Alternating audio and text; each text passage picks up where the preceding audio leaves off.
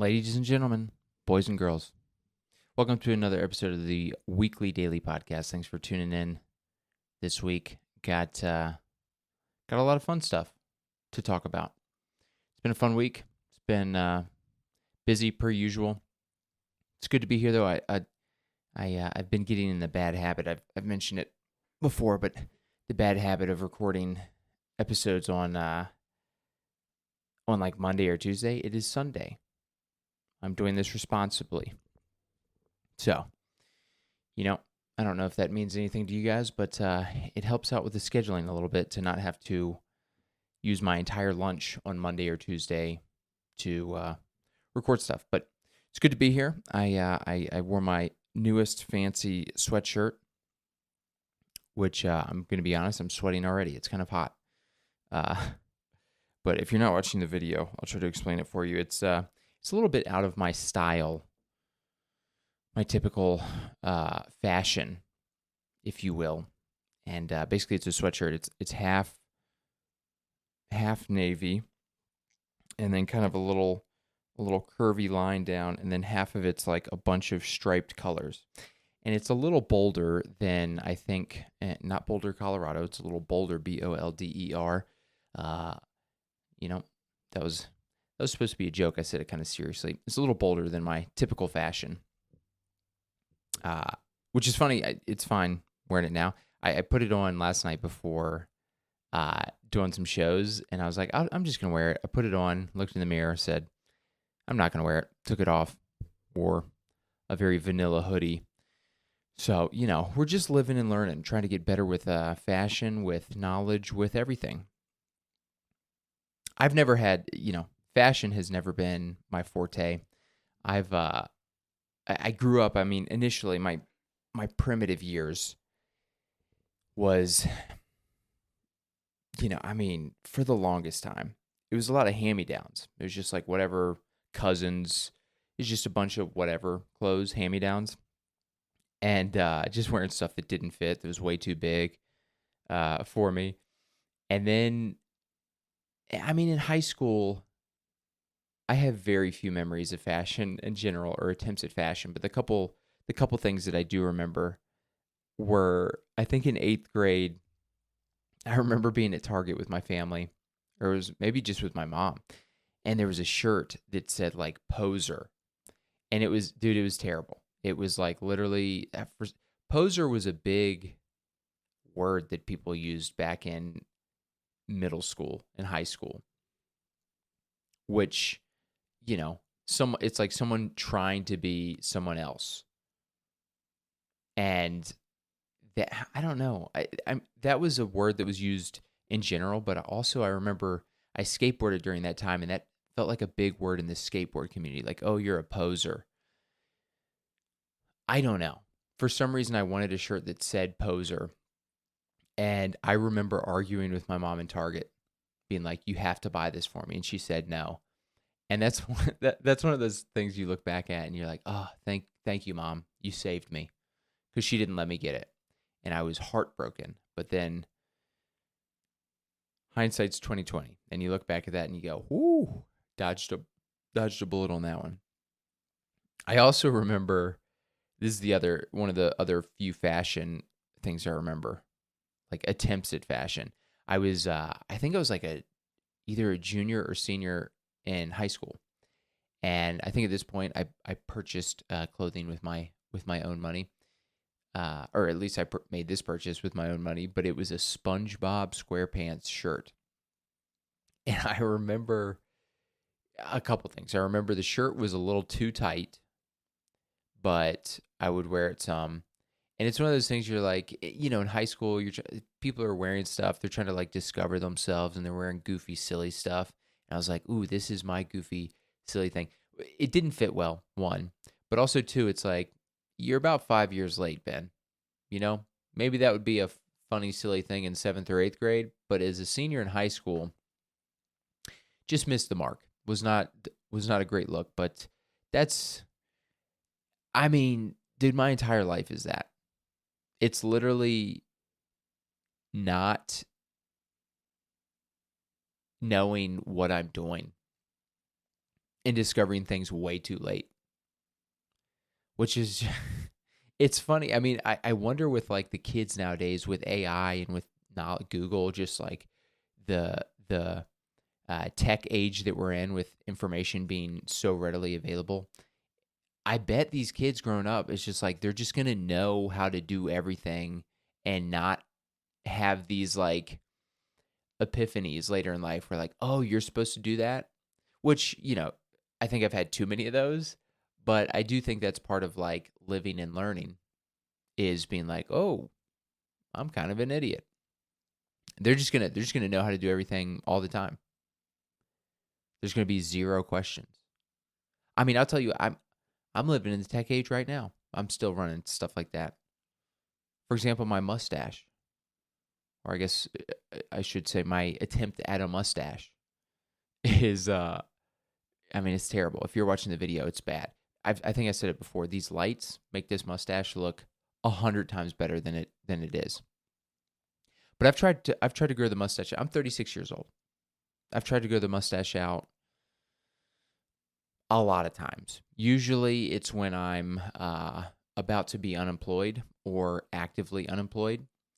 But at this point, I've recently in the last couple of years gotten to the point where I'll grow it out just to be like maybe it'll be better this time, or just because I don't know, just something different.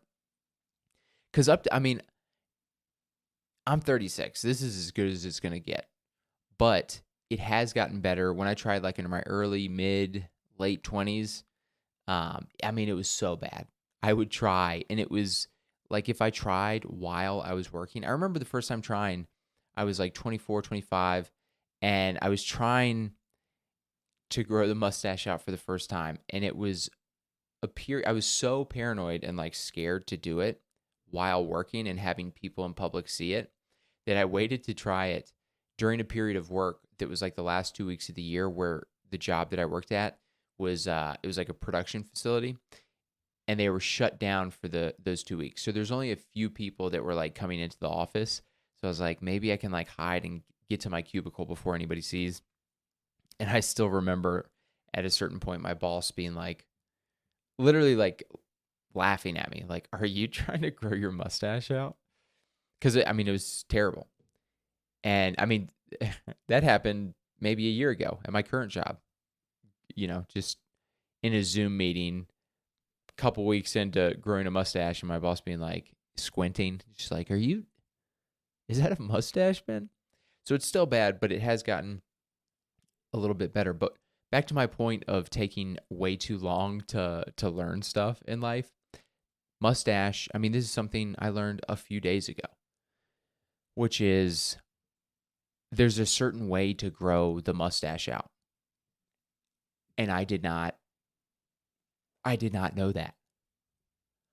Which is, hey, you got to let it like grow out, obviously, take the time, but then you kind of trim the bottom half, but you don't trim in the middle. You want those hairs kind of at the top of the mustache to grow down and kind of fill the gaps as much as possible. And I did not know that. I mean, literally up until 3 days ago, what I would do is I would grow the mustache out, and then I have like little hair clippers, and I just put like a small guard on, and I trim it so it shortens all of the hairs. And I just be like, look, it's just real patchy. It's just not thick. It just and look, to be fair, I'm going to try to make the adjustments and try to do the things you're supposed to do to make a mustache grow out and look good. It's still not going to look good. I get that. That's fine. But I'm 36. I'm 36 years old. I just realized. I mean, I can't remember where I heard. Somebody I think was just like, yeah, you just got to like grow it out and then like don't trim. Honestly, a woman may have told me that. That's even funnier. Getting that advice, you're like, oh, wow, I'm 36. I never heard that. And I'm not even hearing it from another man. It's like, apparently this is common knowledge for women too, that I've missed out on somehow. But that's fine. I mean, my entire life has been that. I I've said it before with haircuts. I went so many years before I realize like, oh, what does a decent haircut look like? That's why I avoided like actual barbers, because I was like, well, they just like, I don't look good with a haircut. But that was solely because I didn't know what haircut to tell them. I just go in and kind of be like, well, maybe do this, maybe do that. And then they give me a real maybe haircut, AKA a haircut that they finish up with my poor instructions. I go to my car, I look in the rearview mirror, and I go, maybe I'm going to go home and buzz it all off because it looks terrible. So I was tired of, spending $30 and then being like, I'm just going to go home and cut it myself.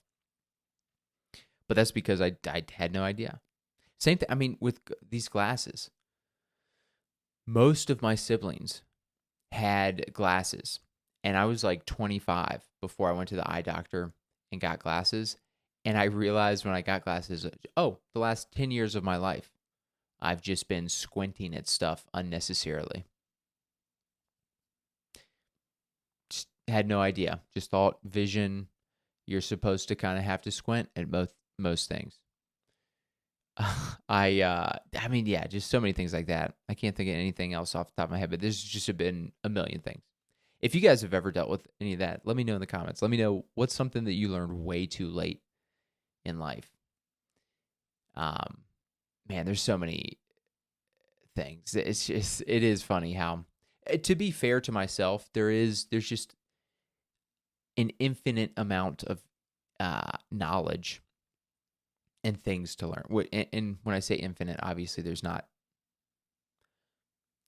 infinite. There's a ton, though. When you're talking about just, I guess you could say infinite amount of knowledge. Could you? I don't know. I don't know how words work, guys. It's fine. There's a lot of knowledge. And to be fair to myself, we're constantly learning. So you're going to run into these things where you're like, oh, I'm an idiot. I do feel like I run into it more often than most people.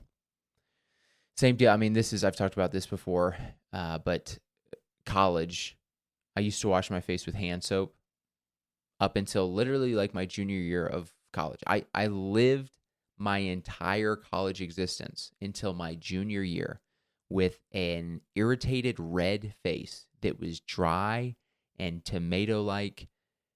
And I was just like, that's just what it is.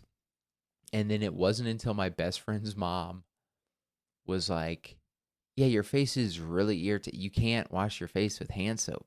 Stop washing your face 5 times a day with hand soap. Because I would get like acne and pimples, and then I just wash it all day and just lived I mean, no wonder ladies didn't want to talk to me. I look like a freak show. But I mean, it's so funny too, because it's like, that's such an obvious thing. You go, yeah, dude, you're rubbing your face with soap. That's harsh. Your face is getting irritated. Therefore, it's dry and getting red.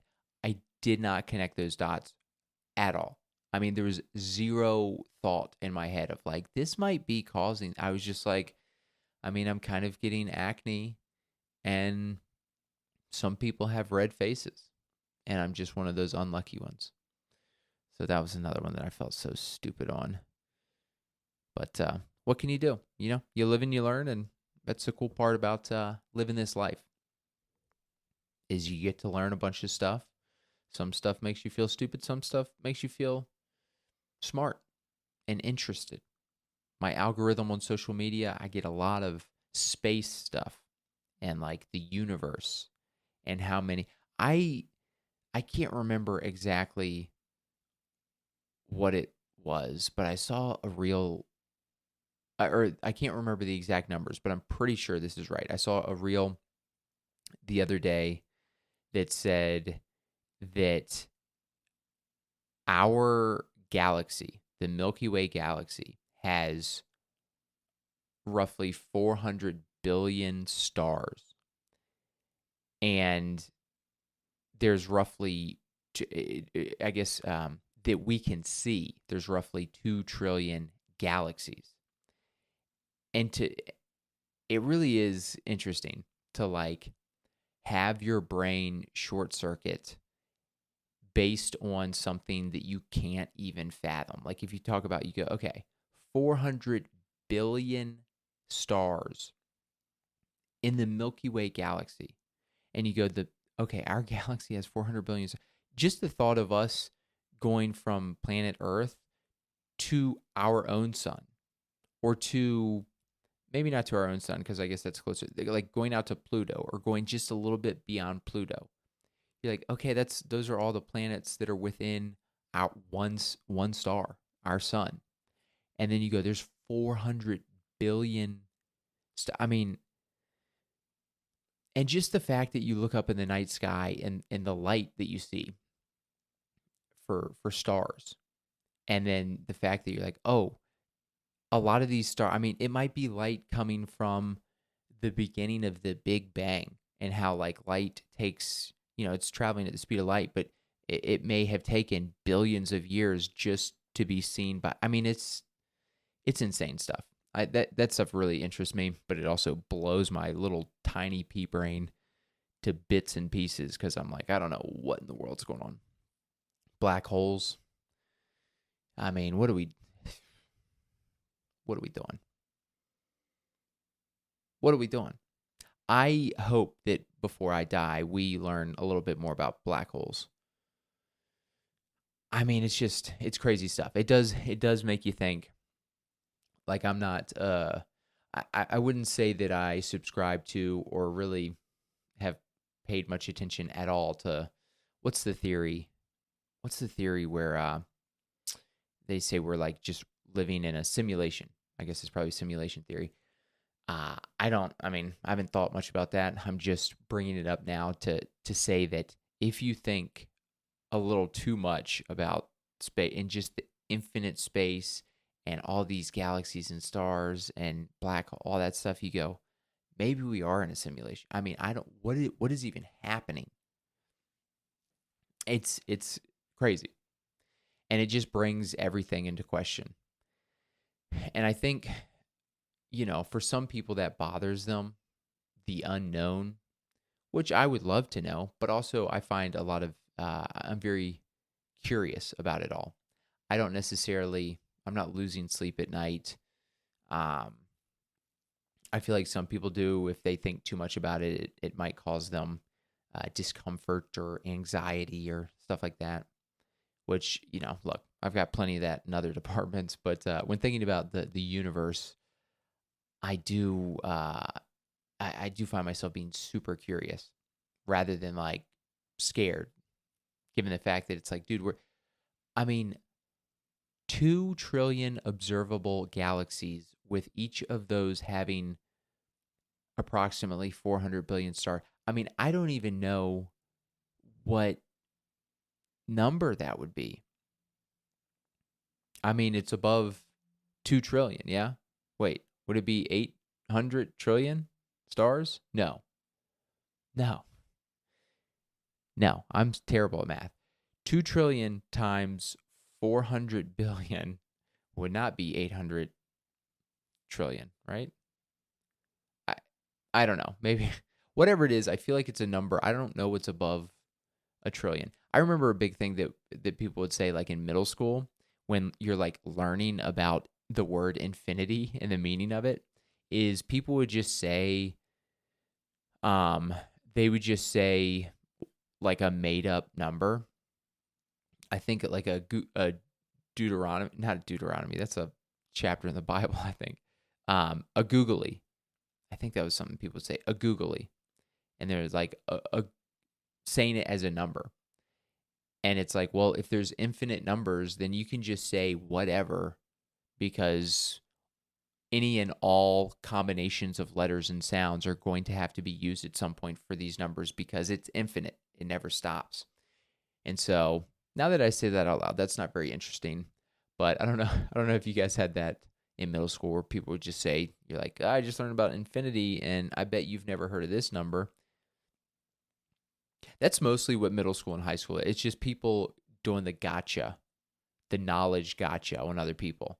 You learned something 2 hours ago, and then you just go to all your friends to try to sound like you're smarter than them. Like, I bet you guys didn't know about this.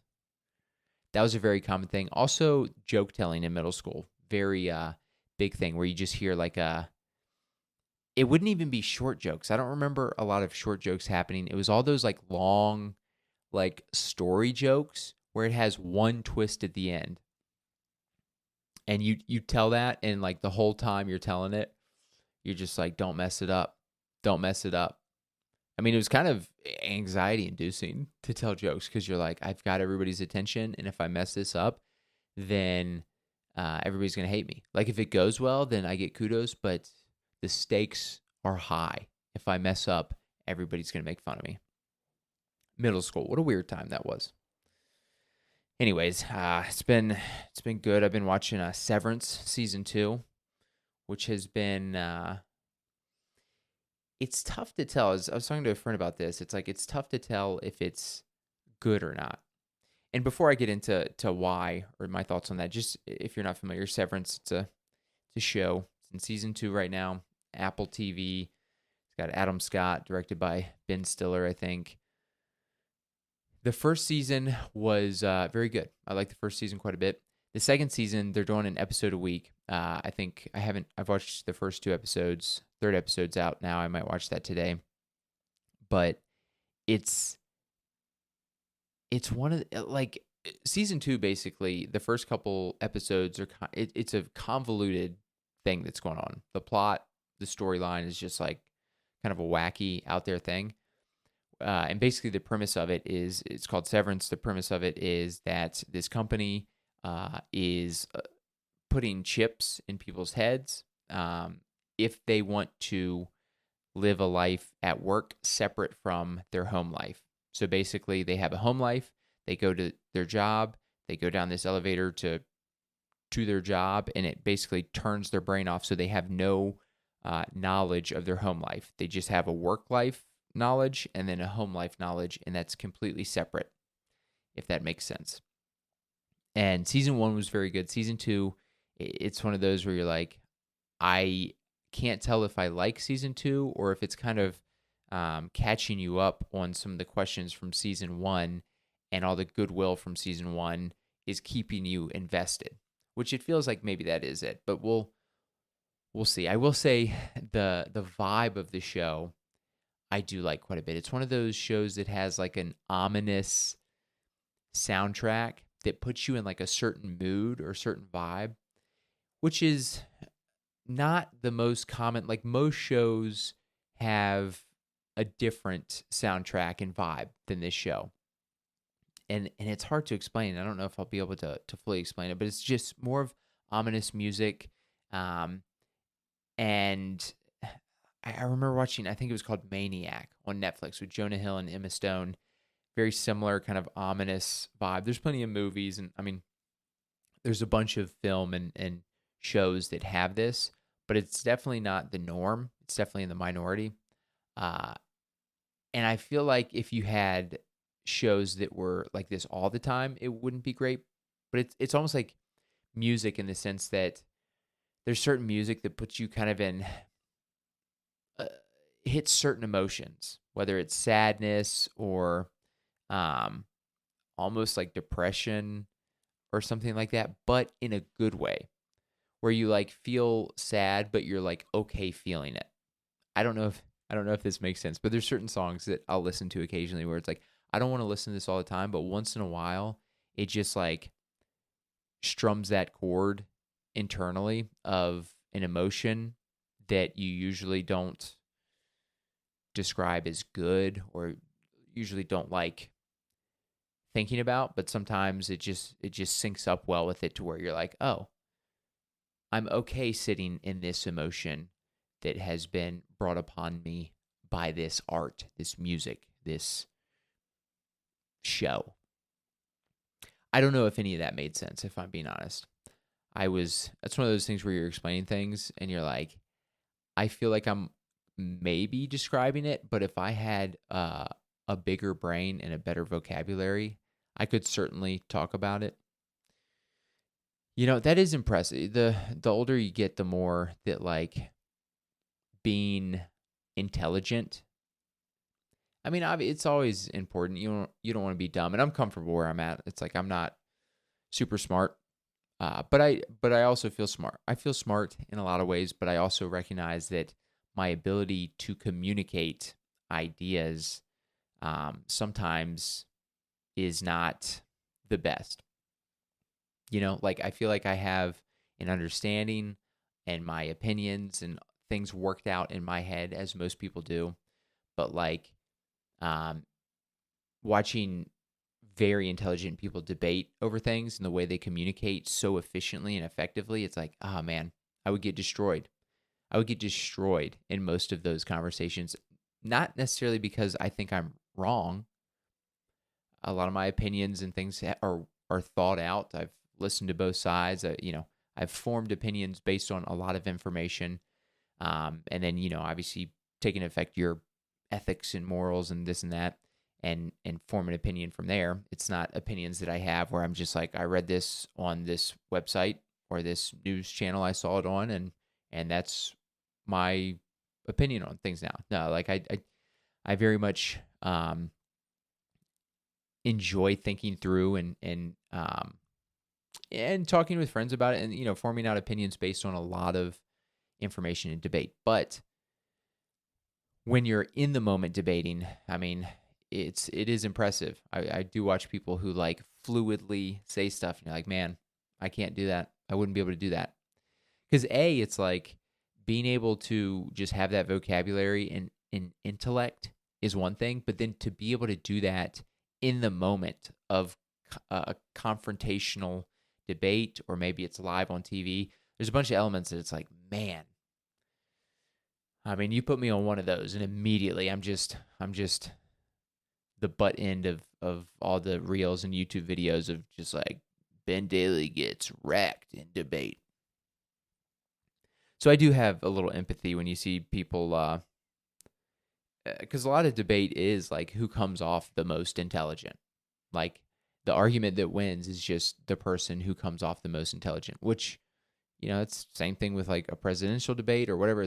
It may not be who has the best ideas. It's just like who was the smoothest talker.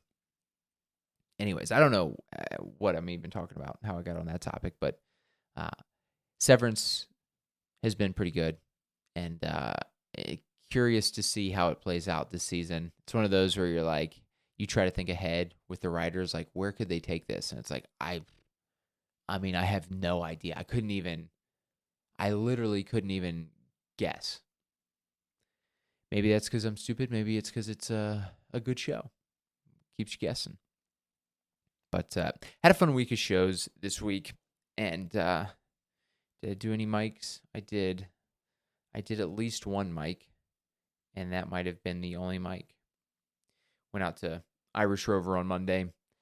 And I actually forgot about this. It was kind of funny. So I went to Irish Rover. It's a mic on Monday. One of the more heavily attended mics, with one of the few mics that has a decent crowd.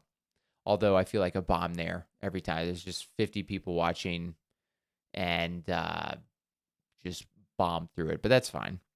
I mean, open mics are like that a lot. I was listening to a podcast recently where they said, a comics podcast, where they said you never want to crush at an open mic. If you crush, it's probably with material that's like super vulgar or crazy that's not going to do well in a show. But you also don't want to not get anything. You want to do like okay, which that's a nuanced thing that if you're not a comic, then you're probably going to be like, that's super confusing. And I get that, but I digress. Anyways, I did the mic, and I did a newer joke, and it went okay. It went fine. I did that joke on shows this weekend, and I'll talk about that here in a second. But I did. It's like a 3-minute mic. You get 3 minutes. So I did 2 minutes of this newish joke, and then the last minute was. So there was this. I guess he's a brand new comic. He's sitting directly up front. He's with a group of his friends. He's hammered, and he's just heckling every comic. And every comic is like, shouting at him, yelling at him. I mean, it's funny because in the back, I was talking about it with some friends, just going like, yeah, you'd think these comics before would have learned to just not engage with this guy because it's going nowhere. Like it's just Just tell your jokes and get off.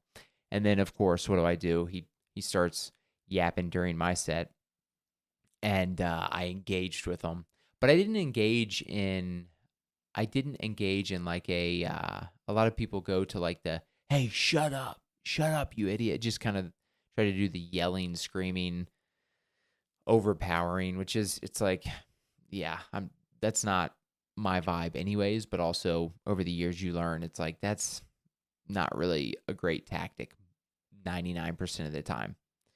But I took a different approach, and that approach was me just trying to like genuinely be like, "Hey man, I just want to like give you a heads up. I know you're a newer comic." He said I asked him, he said it was his third time doing comedy. I said, "Look, man, if you're going to be coming out doing comedy and like want to be not just accepted within the comedy community, but like if you don't want to be hated by everybody, then I would recommend you stop doing what you're doing, which is bothering and heckling everybody's set."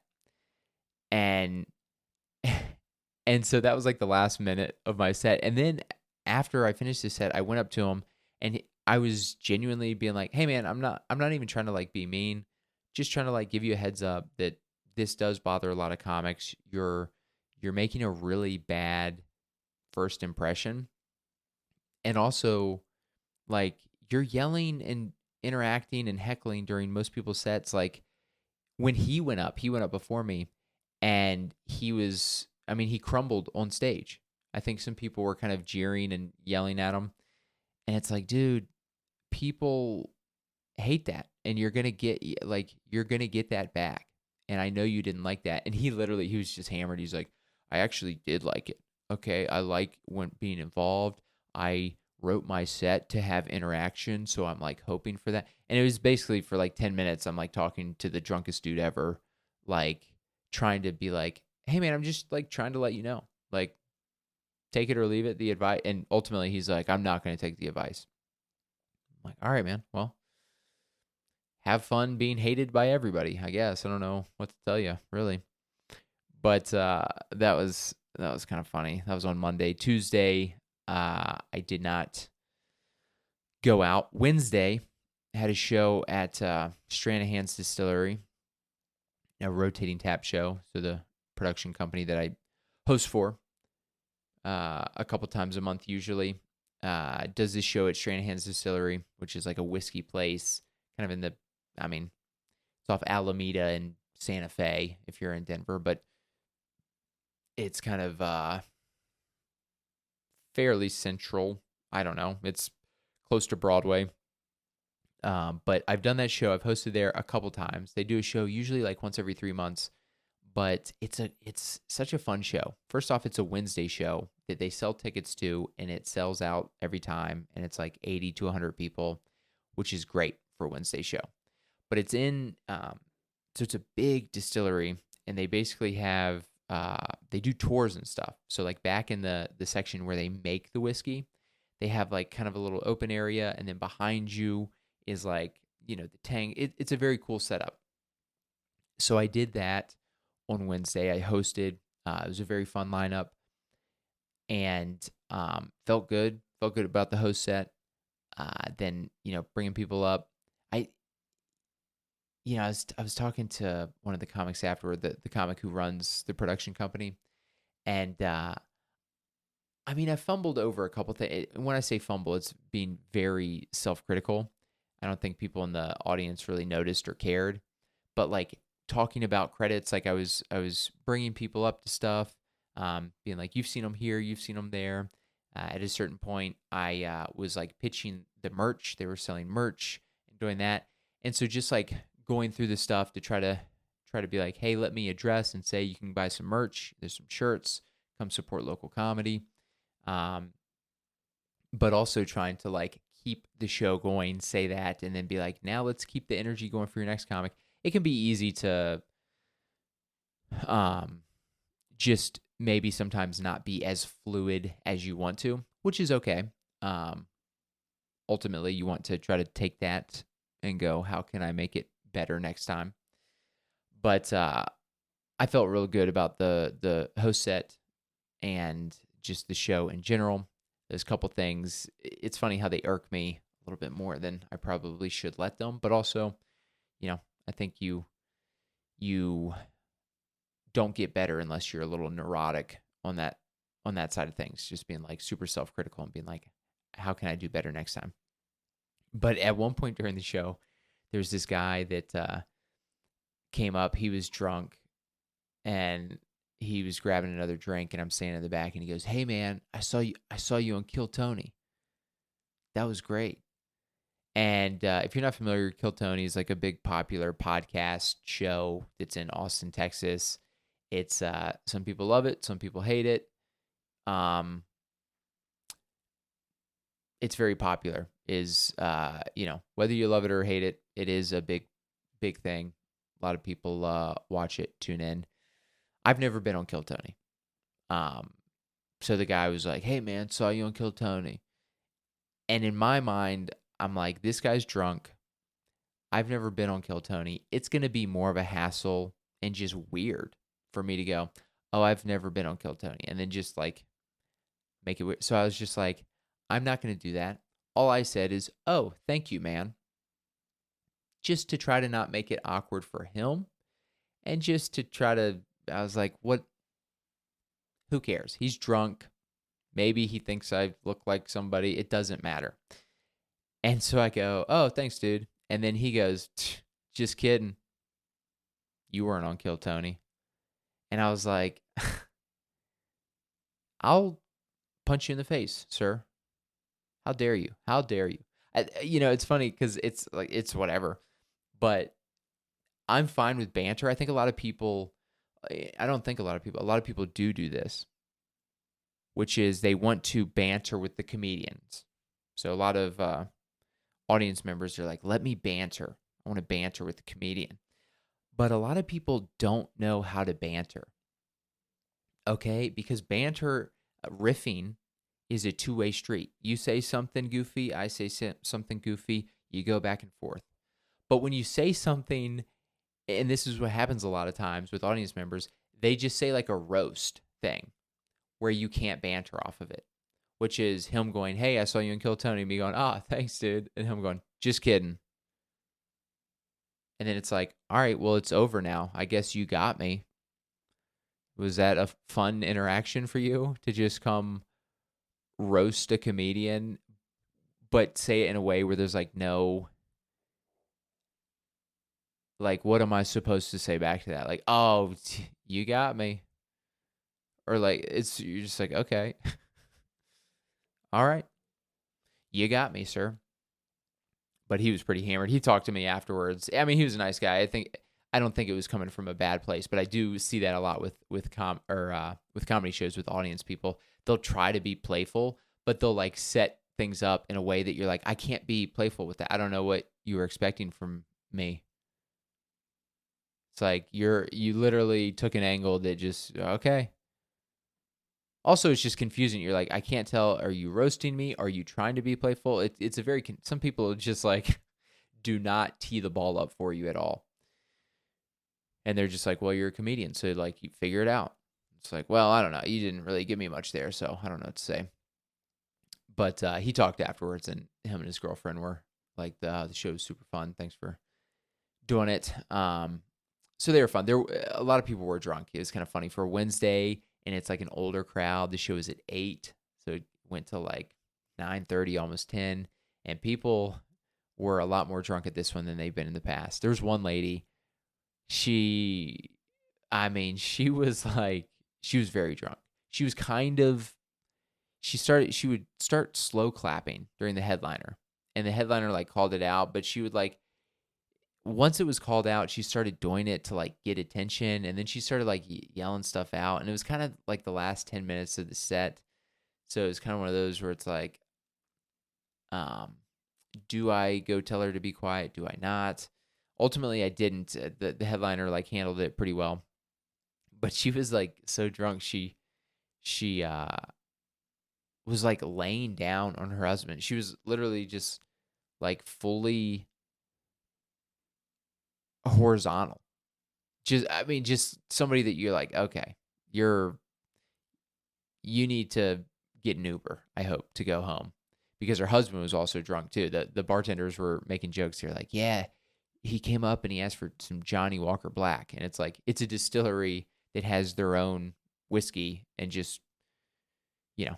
So it's like if you're a brewery and a brewery that makes your own beers and someone comes up and is like, give me a natty light. Which Johnny Walker Black is not on the level of natty light, I imagine. I'm not familiar with the Johnny Walker colors and scale, but I think Johnny Walker, whatever the lowest level, I think is probably a pretty decent. I don't even know if I think it's bourbon. I don't know if it's whiskey. I don't know what it is. I haven't drank in a while. But that was a fun show. Also did Friday and Saturday. So yesterday was Saturday. So here recently I did the Denver Comedy Lounge. Did 5 shows, two on Friday, 3 on Saturday. They were all sold out. It was awesome. It was super fun. One of the sous chef there, because it's a comedy club in the back of a sake restaurant, and they also have like sushi and sushi and kind of similar type menu items for food that they do as well. So the sous chef came up to us last night and he was like, man, this was the busiest we've been in like 3 months. So I guess that's a good thing. Yeah, but all the shows were sold out, so it was super, super fun. The shows on Friday night were both the 7 and 9 o'clock were both great. And then the 6 and 8 on Saturday were pretty tight. And then the 10 o'clock was they were fun. That was probably the best crowd, but they were not. It wasn't like the 7 and 9 on Friday. I felt pretty good. I should have done video, because I feel like the 7 o'clock I felt really good about. But it was fun. All in all, it was very fun. Always love doing a weekend at the lounge. Did tried out a new joke. That new joke that I said I did at Monday at Irish Rover at that open mic. But tried out this new joke. It's basically like a minute-long joke that I've done for like the last week or two that I extended another few minutes. So now it's like the full thing is like almost 3 minutes. And I'd never said it before. So I was kind of like, well, I'll try to say it. And if I forget the words or whatever, I'll just bail out. So the 7 o'clock, I do it. I do a couple jokes up top. It's going well. And then I do this joke, and it's just like, it's crushing. It was awesome. And I was able to remember all this stuff. When you're connected with the crowd and they're into it, it's a lot easier for you to be in the moment and like remember things. It's a lot harder when it's a tight room and you're not getting a lot of laughter. So fortunately, it was a very fun room, and I was able to do it. And that was very cool. The 9 o'clock that night on Friday, there were some pretty drunk ladies that were stage left, and they were yapping. I mean, just going to Yap City. And it was funny because I was like 8 minutes through my set for a 10-minute set. And I'm in my closer. I'm doing my closer, which is like a 4-minute story. And I'm like halfway through, and they're just talking. And at first, like halfway through my set, I hear them talking and stuff. But also I'm like, all right, I'm getting pretty decent laughs. I don't want to like lose the momentum. I'm hoping that they shut up. So you're kind of weighing the options and decisions in your head. And then about 2 minutes left in my set, I mean, they're talking just a lot, pretty loud. I start kind of feeling, and I think I'm hearing and feeling like other people in the crowd are starting to talk about the people talking, like in a way that they're like upset about. So I was like, all right, let me address it. So I look over at the ladies, and I'm doing a clogged toilet joke or story. And I'm like, I'm talking about how I accidentally clogged the toilet because I didn't know how much toilet paper you're supposed to use when I was a kid. And they're talking. I look over and I just stop and I go, hey, what are you guys talking about? And they go, oh, we're talking about like flushing stuff down the toilet too. Which, I mean, maybe they were, but they'd been talking like my whole set. And afterwards I talked to other comics who went before me, and they're like, yeah, they were talking the whole time too. So they were just, not aware of the etiquette or too drunk to respect the etiquette or whatever. But I I mean, I'm terrible with confrontation. I've gotten better now, but one thing I have thought through quite a bit is the more you do stand up, like the more you get comfortable with everything. But when it comes to confrontation, it's like it's still I think it just I'm okay with the the thought of being like I don't know that I'm ever going to have to like tell people to be quiet or like address something in a confrontational way to try to get hecklers to stop or people talking to stop and then be like I feel fine. It's just like my personality. I'm not confrontational, so it's like you get better at all these stand up side of things. And then you get better at having to deal with that, but I think there's always going to be the kind of pit in your stomach or feeling in your chest of like, "Oh, I didn't want to have to be confrontational." All in all, it was fine. Honestly, I approached it in kind of like a calm, silly way, so I think it's a good uh, way I think I can approach things in the future. But I said, "Hey, what are you guys talking about?" And they told me, and I said, this was a 9 p.m. show, so it would end around, 9 or 10:30, 10:45. So I just looked at my watch and I said, "Yeah, do you guys mind talking about that at about 10:30, 10:45? You mind waiting a little bit to talk about it?" And that didn't get a laugh. I thought it would. And I said it in like I didn't say it in a super mean way. I said it in like a silly way. But then basically by just getting everybody to be quiet and addressing it, a lot of times the good part about that is when I'm not talking to a microphone and people aren't laughing, like if you just single them out, it becomes very obvious that they're like, "Oh, whoa, now it's weird. Everybody's looking at us. Maybe we should be quiet." So then I just was like, I mentioned that, and then looked back at the crowd and I was like, "Oh, that was so hard for me, guys. I'm not a confrontational person. That really pained me to do that, but I felt like you guys were starting to get a little restless hearing them talk, so I wanted to address it." Then went back into my joke, and I was worried that I'd lost momentum and was just going to end on crickets, but it was fine. It worked out well. But, even though that was like such a minor thing, just being like, "Oh, I had to confront people and ask them to be quiet," even though they were totally in the wrong. It's funny having that. But it was three ladies. Two of them were talking. As soon as I looked over and I said, "Oh, what are you guys talking about something?" One out of the three girls looked at me and kind of pointed at her friends, and I could see in her face that she was like, "I'm trying to tell them to be quiet. Like, I'm sorry." She was obviously much more sober than the other two. And so, yeah, just based on all those factors, it's one of those things you're trying to make like, what's the best decision moving forward? And for me, it's never like if I have to be mean to people, then it's like, I just don't want to do that because then it's just going to come off in a way that's going to make everybody uncomfortable. So I try not to do that ever. But also too, just like I addressed it and kind of brought it up, but then I'm like, okay, based on all the factors, based on the friend trying to like, she's already aware and she's trying to get them to quiet down. Based on the fact that I just stopped for a second and everybody looked at them, and also based on the fact that I had 2 minutes left in my set, and I'm like, I can't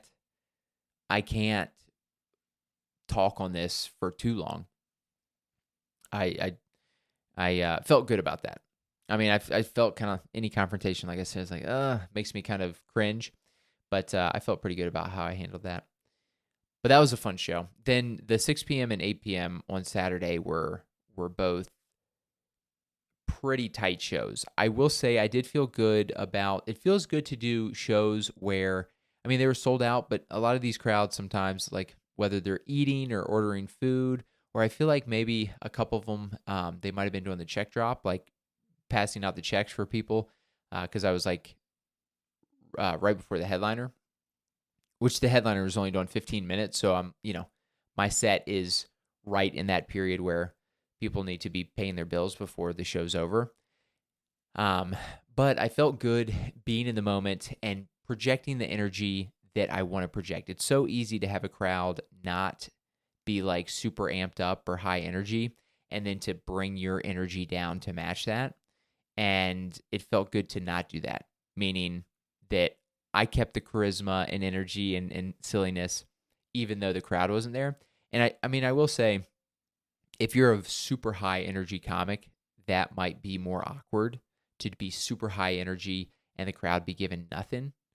I'm not super high energy, but there is a big difference between me being like a little silly, goofy, charismatic, and then a little bit more like, hey, let me just say the words and not, you know, be as smiley or it's a slight subtle difference, but certainly a difference that I can feel, and I think 100% certainly a difference the audience can feel as well, which um you know, a lot of it is that. It's like, did I connect with the crowd or did I not connect with the crowd? And even though they were tight crowds, I felt good about what I did. So that was good. And then the 10 o'clock was pretty fun. It was kind of funny because there was a couple that came to the show, and the showrunner, he came in and he goes, "Hey guys, just a heads up, there's a couple here at the show right now." Actually, this was for the 8 o'clock, not the 10 o'clock. He goes, "Hey, there's a couple that's in here, and they were here last night too." And he goes, "I told them, I said, hey, it's like the same lineup, and they said they wanted to stay and watch the show. They just like comedy." But he was kind of telling us to be like, if you want to switch your setup. And I asked him, I said, "Do you know what show they went to last night?" Because I did different sets at the 7 o'clock and 9 o'clock. So I was like, depending on which one they're at, I'll mix the material up, but I don't have infinite material to choose from. And he wasn't quite sure. So I got on stage and I was like, "Hey, I heard there was a couple here that was here last night. What show did you guys come to?" They go, "We came to the 7 o'clock." So then the first, like, basically the whole time I'm on stage, they tell me 7 o'clock and I go, "Okay, what jokes did I do at 7 o'clock?" And then I'm like doing this mental math that ultimately was way harder than I thought for some reason. Because if it was just 7 o'clock versus 9 o'clock, I could handle that. But I had made a set list for the 7 o'clock, for the 9 o'clock, for the 6 p.m. Earlier. And then I made a set list, like what I was planning on doing for the 8 a.m. or 8 p.m. And then just, I guess it was too many lists in my head in the moment with the lights on me. And they said 7. And so then I'm like, okay. So basically every joke I do the joke. And while I was doing the joke, my brain is going, what is the next joke you need to do that is not a joke that you did during the show that they came to last night? And it was fine, but it is funny when your just brain is on the brink of exploding because you're trying to think of too many things at once. But that was very fun. That was a fun hang. It's always good. It was a long day. Saturday first show's 6, last show's 10. Get there around 5:30, leave around 11:30. So long day, but very fun. Packed a dinner, so I didn't have to deal with coming home and eating too late. I'm getting my life together, trying not to eat last minute. But that was very fun. Got to keep working on the new jokes. Going to be working through those here very soon. Still reading The Fall of Hyperion. It's been good, but I'm a little bit over time. It's a little bit longer, minute 55. So I'm going to go ahead and end it there. Hope you guys, if you made it this far, thank you. Wow, that's crazy. Thank you so much. But yeah, thanks for tuning in. I hope you guys enjoyed it, and I'll see you guys again next week.